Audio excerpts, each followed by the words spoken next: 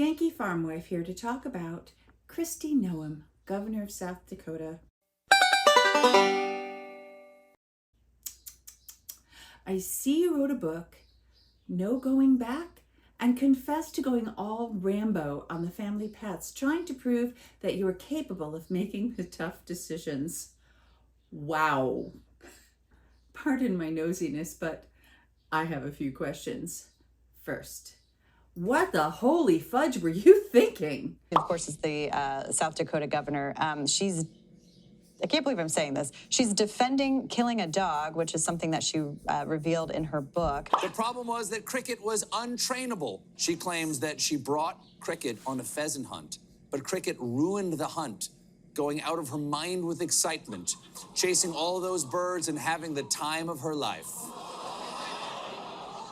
But who among us hasn't seen a dog running through the fields, not a care in the world, and thought, you deserve to die? She also managed to unite the right and the left.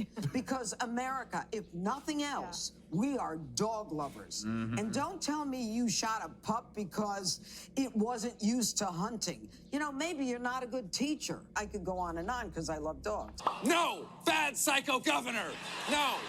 Sit down! Bad! Stay! Stay away from dogs! Only a handful of people live in South Dakota, but it's from a veterinarian, because when our animals are at an end, we call our vet.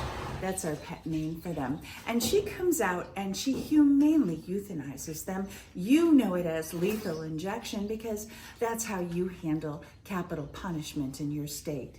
But I have more questions. Do you have dog trainers in your state? Even one? Because in New England, when we can't figure out how to train our animals ourselves, as was the case with you, we call it dog trainer. And if that doesn't work out, then we think about doing something called rehoming them. Like I'm gonna do to Bobby if he doesn't stop pounding on the stall. We don't take them out to the gravel pit and gun them down because they messed up a pheasant hunt and then killed some neighbor's chickens. And speaking of, and you may accuse me of false equivalency, but weren't you pissed because you were going to go out and massacre a bunch of pheasants and your dog messed up your hunt and then went on a hen killing rampage? A classic case of do as I say, not as I do. And another question. Was this your first goat?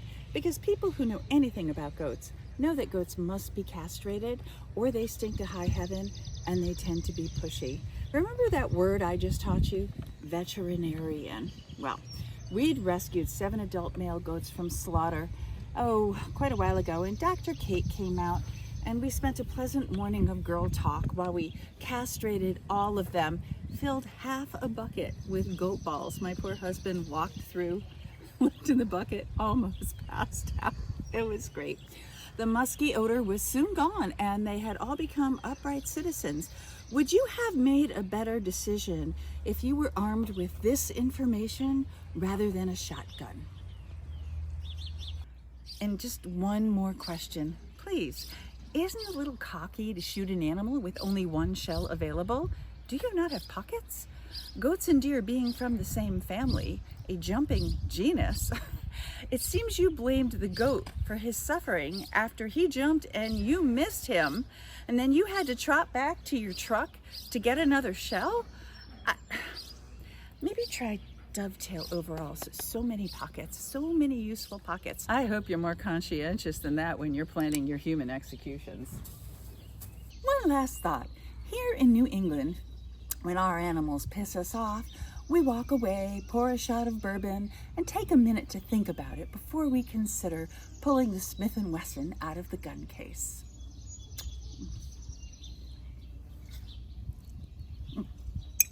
Oh, and I'm sorry, I have one more question.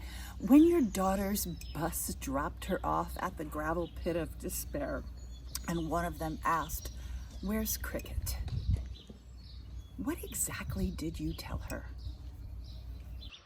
Well, here's to Cricket and an unnamed goat.